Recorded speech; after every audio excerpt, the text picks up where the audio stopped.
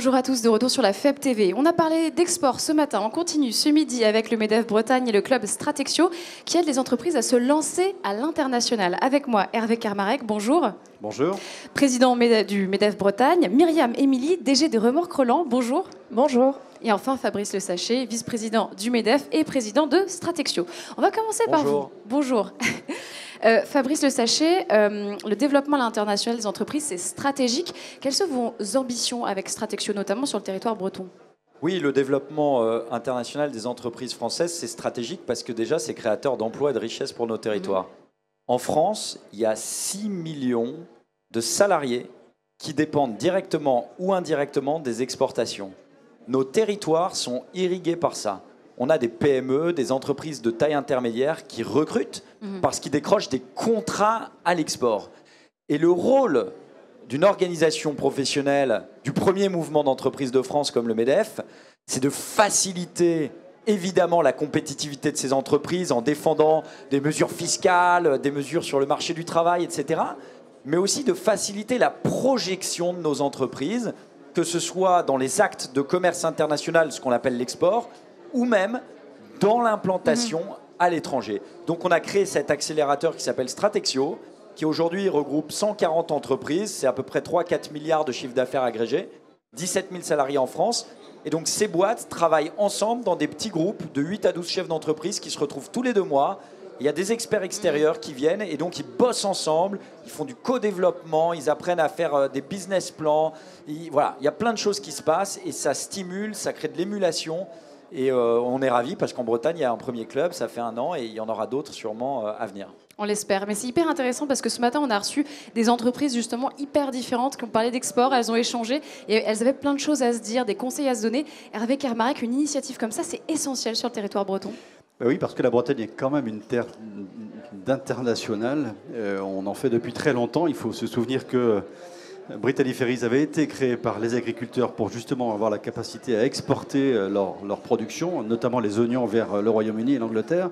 Donc c'est une culture que nous avons nous ici en Bretagne et Stratexio vient remplir certainement un besoin que les entreprises avaient de partager leur expérience, d'éviter les écueils des primo-exportations où parfois on ne choisit pas le bon partenaire, parfois on ne choisit pas le bon pays. Voilà, tous les exportateurs qui ont démarré une fois ont fait des erreurs. Ce club-là a l'avantage de proposer ces échanges à travers ces réunions qui sont organisées, comment les appelle-t-on, ces animateurs, ces experts, voilà, qui sont là pour éviter aux exportateurs de faire des erreurs. Oui, on peut dire vraiment que l'international, c'est dans l'ADN des entreprises bretonnes, mais on a quand même parfois besoin d'être un peu accompagné. Myriam Émilie, vous êtes membre du club Stratexio et vous me disiez, ça vous a vraiment apporté une structure, quelque chose qui vous encourageait. Oui, en effet, nous on est rentré dans Stratexio avec l'objectif de, en effet, développer l'export. On a du coup accès à un club d'experts qui nous permet de nous structurer, en fait, de mettre par écrit notamment notre stratégie export. On a par exemple pu définir le client idéal, qui était pour nous le client idéal. C'est vrai qu'on était jusque-là plus dans de l'export par opportunité, c'est-à-dire qu'on rencontrait les clients et puis on a eu pas mal de chance de rencontrer des bons clients. Et puis après avoir eu quelques écueils sur d'autres pays, par exemple. En fait, ça vous a permis d'être plus proactif, d'arrêter d'attendre que ça vienne à vous, mais vous d'y aller. Tout à fait. En fait, on fait de l'export, mais en l'occurrence, là, ça nous permet de nous professionnaliser, d'avancer avec, en l'occurrence, un peu plus de méthode que ce qu'on pouvait avoir jusque-là. La méthode est aussi de l'échange, de l'aide avec d'autres entrepreneurs, ça c'est important ? Oui, c'est ce qui nous a séduit dans le club en fait. Quand on a eu connaissance de ce club Stratexio, c'était le fait d'avoir des échanges avec d'autres professionnels, avec des chefs d'entreprise également, sur des problématiques qui sont assez similaires d'une entreprise à l'autre. Et du coup, vous, quel un peu résultat vous récoltez ? Alors, en ce qui nous concerne aujourd'hui, on est vraiment, ça nous permet, on va dire, d'avancer dans notre réflexion sur l'export. On avait jusque-là un commercial export, par exemple. Là, on a décidé de recruter un directeur export, de manière à pouvoir, en effet, se développer un petit peu plus. Et puis, en effet, d'avoir une stratégie un petit peu, réfléchir aux contrats qu'il faut qu'on mette en place avec nos clients. Et puis, en effet, avoir des opportunités, peut-être en rencontrant d'autres professionnels comme nous. Du concret, quoi. Hervé Kermarek, quand on entend un témoignage comme ça, aussi justement concret, avec des exemples comme ça, on se dit un seul club Stratexio sur toute la Bretagne, c'est peut-être un peu juste. Oui, c'est évidemment trop juste. La Bretagne a largement la place d'avoir d'autres clubs Stratexio. Ce que l'on n'a pas précisé, c'est que ce n'est pas un club qui est mono-secteur. Vous êtes dans l'industrie, mais vous partagez aussi votre parcours avec notamment une entreprise qui est dans la coiffure, qui fait de l'export, mais dans l'industrie agroalimentaire. Et c'est aussi sans doute l'avantage de ce club Stratexio, c'est d'abord vous pouvez dévoiler un peu de vos secrets industriels. Vous n'avez, je crois, pas trop de concurrents autour de vous. Donc vous pouvez vous livrer de façon certainement un peu plus libre que si vous le faisiez dans votre propre secteur d'activité. Ça, c'est une vraie force. Donc en effet, on peut avoir un second club sans aucune difficulté. On peut faire cette annonce-là aujourd'hui au Forum économique breton à l'occasion de cette table ronde.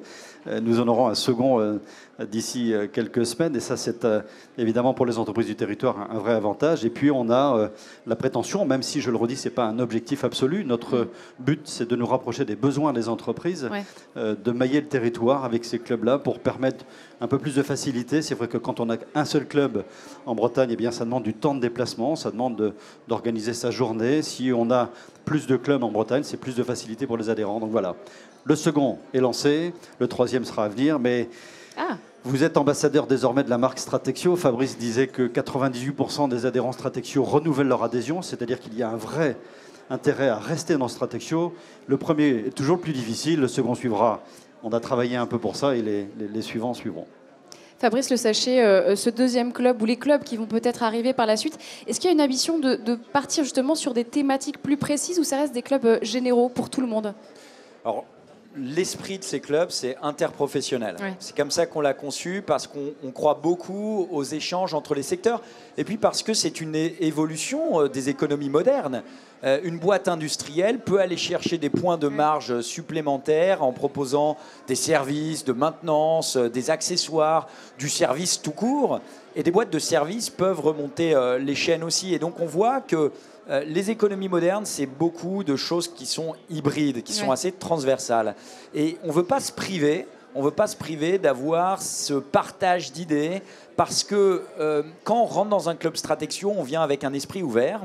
Et donc même une boîte qui est dans la coiffure, par sa réflexion, en creux ou en rebond ou en miroir, peut déclencher des choses dans son cerveau auxquelles on n'avait pas forcément réfléchi, qu'on n'avait pas envisagé, et qui nous permettent d'accélérer le business.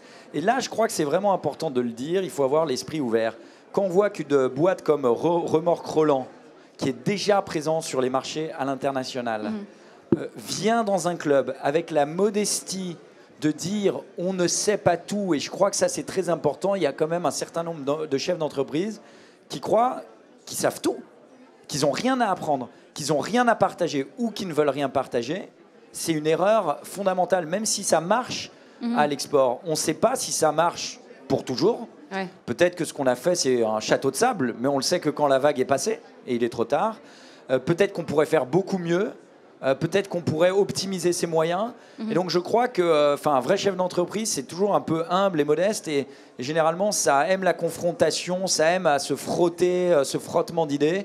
Et là, on peut dégager de la valeur ajoutée, parce que ce qui nous intéresse quand même, il ne faut pas avoir peur quand même de le dire, c'est de dégager plus d'argent, plus de cash, plus de profit pour pouvoir investir, verser des dividendes, sécuriser les actionnaires, etc.